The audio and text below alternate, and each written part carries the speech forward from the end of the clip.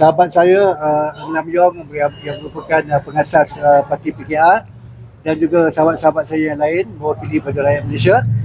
Kita nak menghantar memorandum kepada Yang Berhormat Datuk Seri Mohd Rafizi Ramli yang merupakan Ahli Parlimen Pandan dan juga bekas Menteri Ekonomi.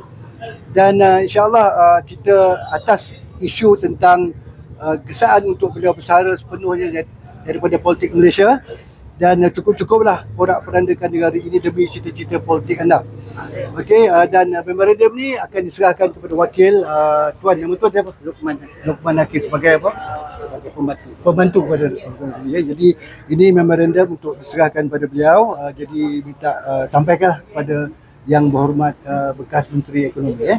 Jadi saya serahkan kepada beliau yang merupakan pembantu kepada Datuk Seri Rafizi Ramli untuk beliau baca memorandum ini dan untuk beliau cuba telitilah berkaitan tentang memorandum yang kami hantar. Tuntutan kita ialah kita minta Rafizi Ramli supaya cukup-cukuplah untuk memporak-porandakan rakyat Malaysia dengan retorik yang beliau buat.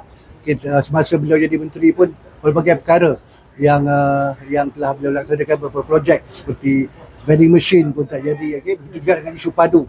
Banyak perkara yang tidak menjadi kenyataan.